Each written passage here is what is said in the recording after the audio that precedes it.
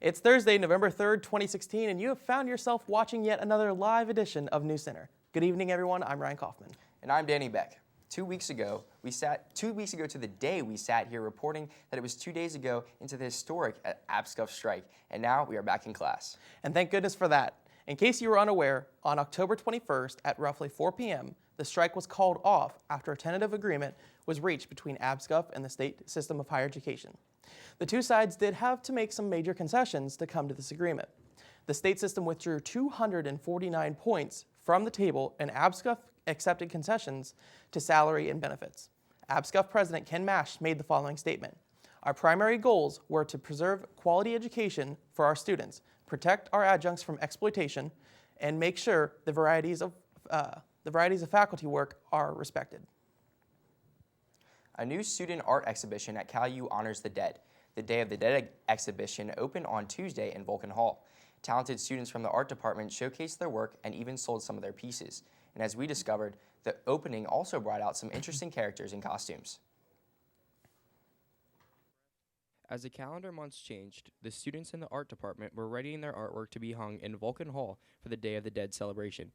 Instructor Andrea Sencich spoke to CUTV about the event. We are combining a little bit of the cultural background of the Spanish language through the Day of the Dead, el Día de los Muertos celebration. But this is essentially today is about the art students and all the work, as you can see here. Along with the art pieces hung up on the wall, students also showcased jewelry and ceramic artwork, some of which were for sale. So this is our Halloween show, which is pretty exciting. We had a lot more people this year than we did last year, which is really cool. And so we did a Day of the Dead piece as well in the library about 2 weeks ago. So this is just, instead of having the communications with us as well, so this is more of the art department with communications as well. So that's really cool to have both of them together. Yes, many of the ceramic pieces are for sale. And I think many of the wall pieces are for sale. A few students dressed up in their spooky outfits for the occasion as another form of expressing their creativity in front of their peers. We love the arts. Well, I was going to come over here with my mask on, but I chickened out at the last minute. For CUTV Newscenter, I'm Danny Beck. It's getting down to the wire, and the U.S. presidential election is just around the corner. Undecided voters at CalU had a chance to learn more about the candidates and discuss the issues at the 2016 mock debate. The college Republicans and the California University of Pennsylvania campaign consultants hosted the event in the Eberly Science and Technology Center. They discussed a variety of topics that the presidential candidates are facing and where they stand on the issues. Some of the hot topics of the night included the U.S. economy, foreign policy, immigration, and education. CalU students Josh Wood and Mari Boyle served as moderators of the debate. This event was specifically designed to help undecided voters make an informed decision when they go to the polls to vote on November 8th. Yesterday, November 2nd, was the 9th annual Conference on Homeland and International Security, with the keynote speaker being the Pennsylvania State Police Commissioner, Colonel Tyree Blocker. Colonel Blocker commands Pennsylvania's 4,500 Pennsylvania State Police troopers and is a 30-year veteran of the PA State Police. His talk addressed policing in the 21st century. Other speakers included Dr. Matilda Spencer, Cody Santiago, Dr. Mumm, and Dr. Wydra. As Veterans Day is rapidly approaching, CalU President Geraldine Jones has designated November 7th through the 11th a Military and Veterans Appreciation Week. Throughout the month of November, banners that show veterans and their ties to CalU will be hung up across campus to honor their commitment to America. Thank you packages were also sent to service members across the world who are enrolled in CalU Global Online. To learn more about how the Office of Military and Veterans Affairs assists active duty military, visit the Veterans page on the CalU website. No matter what major you are, the Media Suite in the Natalie Student Center is the place to be for gaining experience in front of the camera, behind the microphone, or writing articles. The suite hosts CUTV, WCAL, and Cal Times, all of which are inclusive of students across every major that the campus offers. CUTV's 100% student-produced original program, After Hours, will be celebrating its 30th episode this coming Wednesday night right here on this channel. But that isn't the only big story, as this past Tuesday night, After Hours went live for its 6th time in 3 seasons. Here now is a look from behind the scenes. CUTV's original show, After Hours, celebrated its 6th live episode in its 3 seasons on air this past Wednesday night. Hello and welcome into a live edition of After Hours. I'm your host, Stephen Ruffing, and alongside me tonight is some very special guests, Danny Beck, Cheyenne White, and Matt Hagee. After Hours began in the fall of 2015 as a 100% student-produced show with host and producer Ryan Kaufman and Zach Prosba directing. The show has entered its 3rd season and will celebrate its 30th episode next Wednesday night right here on CUTV. After Hours is CalU's only late-night topical, sports, and game show that airs through the week at 11 p.m. on Campus Channel 30-1. I'm not 100% sure. They just, a fire started. It said, when the patient's intestinal gas leaked into the space of the operation room, it ignited with the irradiation. It happened in Japan, and the burning spread, eventually reaching the surgical drape and causing the fire. So it ignited, caught the drape on fire, and everything just kind of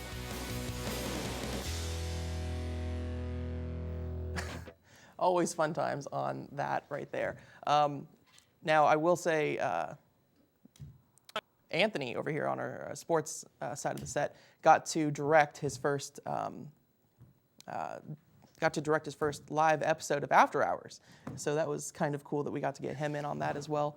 And Danny, you were on the set. I mean, did you have fun with it? Yeah, it's always fun going live, especially After Hours. And you actually created the show. I know you're highlighting everybody else, but you're the person who made the show, a 100% student-run show, something that we like to do at CUTV. And it's a great show to have, including everything we talk about on Newscenter, but just putting them to a more laid-back environment. Right. And yesterday I was going through the tapes to figure out what number episode we were at to do that story. And originally it was just going to be a highlight on the live aspect, and then we were like, it's the 30th episode coming up next week. So it's sort of a big deal, but yeah, we'll see. It's impressive. It's very impressive. Yeah. All right, when we come back, I will actually attempt to revive my career in meteorology because of technical difficulties this week in the Weather Lab. Stay tuned, everyone. Exciting Vulcan football is back this fall. September 10th at Cheney. September 17th versus Millersville. September 24th at Seton Hill. October 1st versus Slippery Rock. October 8th versus Indiana. October 15th at Clarion. October 22nd versus Gannon. October 29th at Mercyhurst. November 5th versus Edinburgh. November 12th versus East Stroudsburg. Catch all the action on CUTV and WCAL. Back for its 3rd season. With more live episodes and brand new games. With host Stephen Ruffing. It's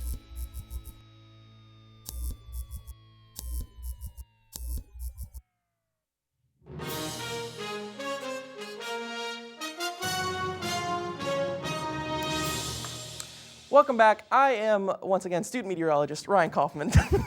Many hats around here today. I was trying to make a little graphic here for us since we don't really have anything.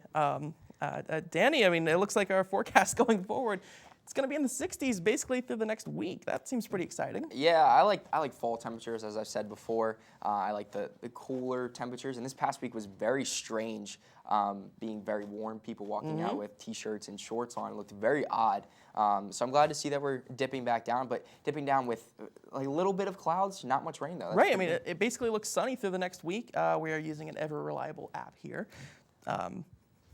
Prepared as always. A few clouds out there. Wednesday, it looks like we could be 40% chance of showers, 60 degrees. Temperatures overnight really don't get that low. I'm seeing maybe 36 on Sunday, otherwise in the 40s after that. That's fine with me. I mean, the frost maybe is a little bit of an issue if it rains, but it doesn't look like it's going to rain at all, so we're pretty much in the clear. Yeah, it looks like a great week ahead, guys. When we come back after the break, Stephen Ruffing takes us on a trip around the entertainment world. Stay tuned. CUTV's High School Football Game of the Week. Springdale at Jeff Morgan. Avella at California. Bell Vernon at Ringgold. Greensburg Central Catholic at Charleroi. Waynesburg at Southmoreland. Baldwin at Connellsville, Beth Center at Brownsville, Fraser at Bentwood, Bishop Canavan at Carmichael. The longest running high school coverage in southwestern PA is on CUTV. CUTV Newscenter is California University of Pennsylvania's award-winning student television newscast. Your source for live, local, late-breaking news. Forecasts from the CalU Weather Center. The region's latest entertainment news. Vulcan sports highlights and regional scoreboards. With television news coverage you can't get anywhere else. Watch it live Thursdays on CUTV and on demand. CUTV Newscenter. Online all the time.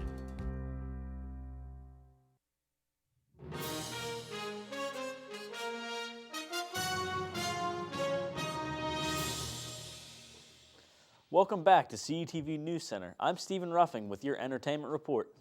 About 4 years ago, Twitter acquired a video app called Vine, which quickly became #1 on Apple's app chart, but things have recently changed. Downloads of the app have dropped 55% in recent years and have dropped to number 284th in the top charts. Due to dropping numbers, Twitter will be looking to completely shut down the app. Although it will be taken down, you will still be able to save any Vines that you have made. Tomorrow, the Student Activities Board will be hosting another Funny Freaking Friday event. This time, comedian Emma Willman will be the one putting on the show. Willman has appeared on The Late Show with Stephen Colbert and will have her own show on Fuse TV next month. The event will be held at the Vulcan Theater in the Natali Student Center at 7 p.m. to 9 p.m. Be sure to come out and have a Funny Freaking Friday. As of late, Disney has been turning animated classics into live action. The most recent one is Beauty and the Beast. Yesterday, official pictures were released of the movie. These photos give a glimpse of Belle, the Beast, and Gaston. The live-action film will star Emma Watson as Belle and Dan Stevens as the Beast. The cast also include the talents of Ewan McGregor, Luke Evans, and Kevin Kline. The film will be directed by Bill Condon and will be releasing March 17, 2017.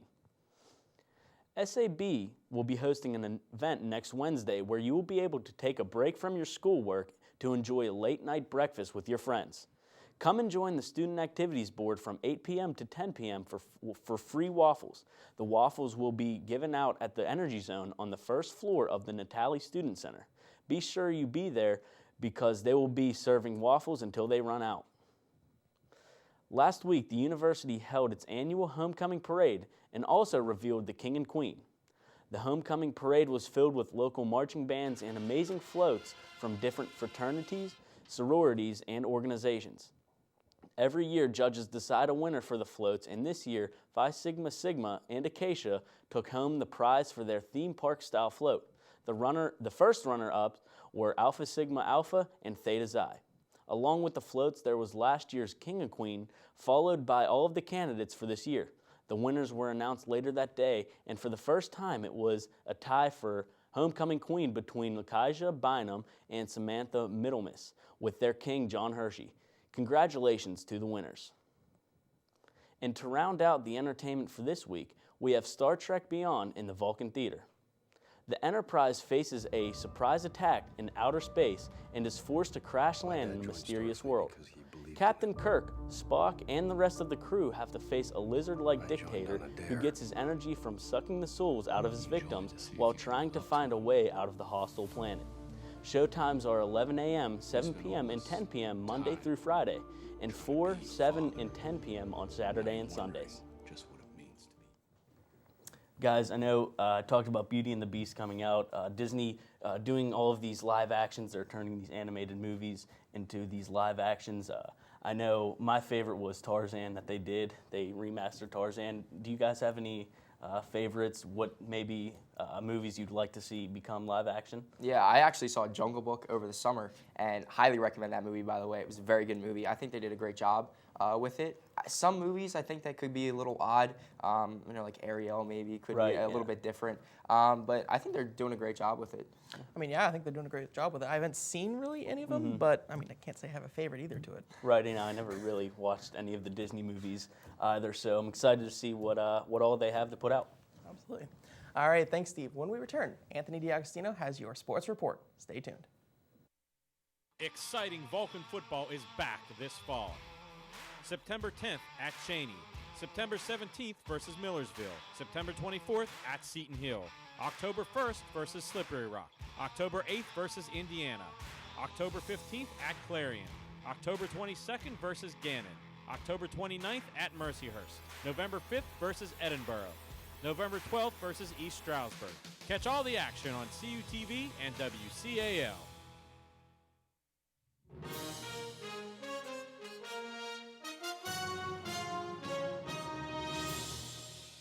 Welcome back to CUTV Newscenter. I'm Anthony D'Agostino with your sports report. This past weekend, the California Vulcans football team took on the Mercyhurst Lakers at Toledo Field in Erie, PA. Toledo Field has been a thorn in the Vulcans' side for the past 3 years. The last 3 times they played at that field, they lost. The Vulcans came into that game ranked 6th in the country and undefeated. Let's go to Toledo Field for those highlights.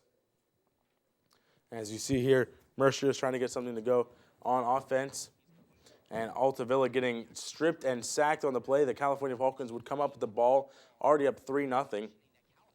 And then coming up in the next drive, Michael Keir hands it off up the middle to Nick Grissom, and he plows his way into the end zone for the California Vulcans touchdown there, as they lead it now 10-0. And then on the next play, John Franklin III gets the ball and goes up the middle for another California Vulcans touchdown to put them up now 17-7. Michael Keir throwing it deep down the field to a wide-open Gary Brown, and he dances around the defender and just prances his way into the end zone for the California Vulcans in the second quarter. And then another strip play there by Jawan Turner. He picks it up and runs right into the end zone for a defensive California Vulcans touchdown. Vulcans 31-7, screen route to fake screen to Gary Brown. Keir keeps it himself. He has some room to run. He dances into the end zone. That's a 41-yard touchdown run by Michael Keir, the quarterback. As now Keir looking to pass here, throwing it deep down the field into the end zone. Gary Brown jumps up in tight coverage and makes the catch, giving the Vulcans a bigger lead, 48-7. Now Keir again to Gary Brown, this time to the far side of the field. On the sideline, Gary Brown shakes some defenders and walks into the end zone for another California touchdown. Mercyhurst would score one more touchdown off of a punt block, but California would prove to be too tough for them, winning 55-14. Gary Brown had 12 receptions for 265 yards and 3 touchdowns. Michael Keir went 18 for 30 for 343 yards, 3 touchdowns through 1 interception. He went 88 yards rushing, which was the leader in rushing in that game, and he also scored a touchdown when he rushed. Nick Grissom and John Franklin III had 1 touchdown each. The NCAA regional rankings have been out now for 2 weeks.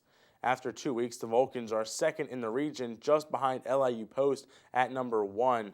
The region takes 7 playoff teams for the NCAA playoffs, with the number 1 ranked team getting a 1-week bye. As you see here on the graphic, LIU Post 9-0, Shepherd just underneath California 8-0, Fairmont State under Shepherd 9-0. They are playing this week on Saturday, so that's a big matchup there.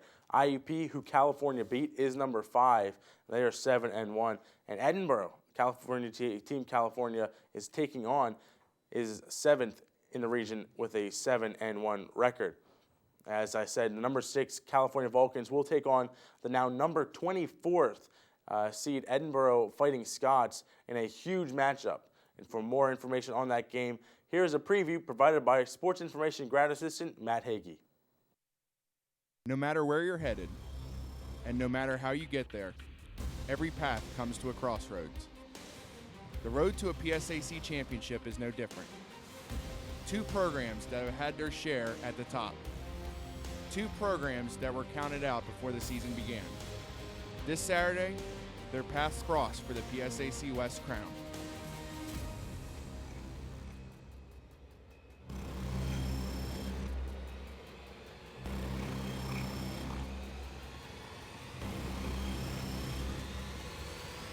California 6th in Division II, unbeaten, and 1 more win sends them back to the game that they have been oh so close to getting back to. Edinburgh, no wins a season ago, 8 wins this season under a new regime. 1 more win sends the division into chaos and captivates a dream season. 2 programs enter, and 1 team leaves with a path to the PSAC championship game. As you see there, California Vulcans taking on Edinburgh at 1 o'clock. That game is live on ESPN3. The NCAA decided to flex that game and put that game on ESPN3 as their showcase game live across the nation. So turn up for that event. If you can't make it to that event, watch it on ESPN3. They always do a great job there. And if you can't watch it on ESPN3, somehow you can't get onto their Watch ESPN site, you can listen to it on WCAL's app on either iPhone or TuneIn, or you can go online to sai.calu.edu/WCAL/live.php.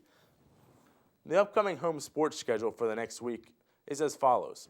On the 8th, the volleyball team will take on Seton Hill, and that game is at 7 p.m., and it'll be covered by CUTV, and it'll be live on calvulcans.com/watch. CUTV will also be covering the November 11th volleyball game against IUP at 7 p.m., and it will be streamed live on calvulcans.com. The women's volleyball team is having yet another great season. The first regional rankings came out just yesterday, and they have been tabbed 5th in the region. Out of 10 teams in the region, 8 of them are from the PSAC, as you see there on the graphic.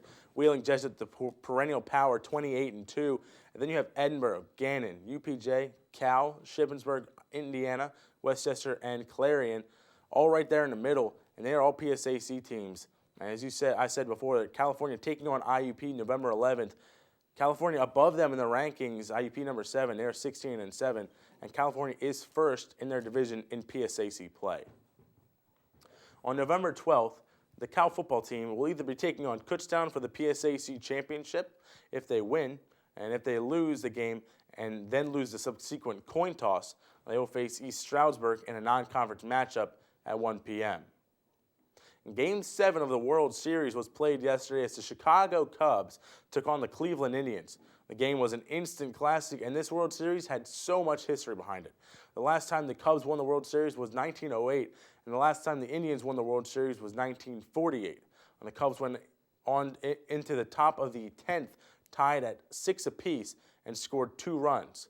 The Indians had to try and make a comeback, and they scored 1 run with 2 outs. And former Pittsburgh Pirate Michael Martinez for the Indians had a chance to win it with a home run as there was a man on first. And however, he hit a ground ball to third base and was thrown out running to first. And with that out, the Chicago Cubs won the World Series after not winning it for 108 years. And now it's time for the Vulcan Hammer Award. This week's Vulcan Hammer Award, I've selected Vulcan's men's soccer goalkeeper, Lucas Exner. Exner collected 5 saves while facing 8 shot attempts on Saturday in a 1-0 win at Lock Haven during the final game of the regular season. He also tallied an assist, his 3rd of the year, on the game-winning goal. Exner ranks first in the PSAC with an .840 save percentage and 84 saves this season. He is tied for 2nd in the league with 6 shutouts, which is tied for the 3rd most in school history and the most since the 2011 season. Last week, Exner was named the PSAC Men's Soccer Athlete of the Week. This is his first time this season getting this achievement and only his 2nd time in his career. The men's soccer team took on Seton Hill in the first round of the PSAC playoffs November 1st, and they ended up falling 4-0. California was playing a man down from the 30th minute because Elliott Taylor received his 2nd yellow card and was subsequently ejected. Cal ended their season 6-5-1. And guys, talking about the World Series, it was Game 7. A lot of people in the nation tuning into it. Big event. Rain delay. 10 innings. Cubs winning it. 108 years. It was great to see. I know I watched kind of from the 6th inning on, and I got some great baseball to watch. And actually, I do remember Chris Bryant when he brought the game-winning throw over to first base in. Actually, he was smiling the entire time. They're having a lot of fun and a great way to end the Billy Goat curse. I personally think that the rain delay kind of messed with the Indians on this one, and I think they could have possibly won that if it wasn't for the rain delay. And Jason Hayward for Chicago Cubs brought all his team together during the rain delay, pumped him up, gave him a big pep talk, and they came away with the victory. And got to mention, David Ross hit his last home run of his career as he is now was going to retire, and it was just great to see him hit that home run. Yeah, great way to go out.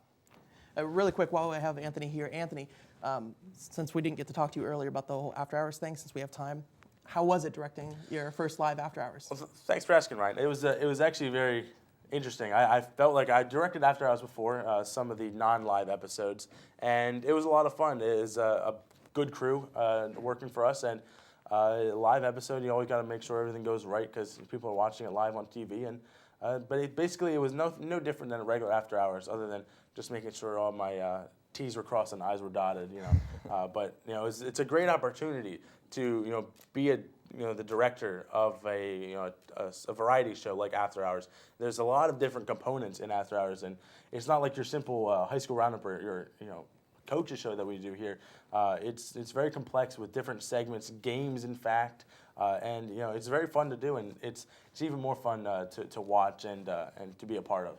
So thanks for making this show, Ryan. It was your show. Thanks. I want to say thank you you did a great job at that, by the way. Thank you. Yep. All right. That will do it for this week's edition of Newscenter. Be sure to check us out on our YouTube channel at CUTV Newscenter. Thanks for watching and have a great rest of your weekend.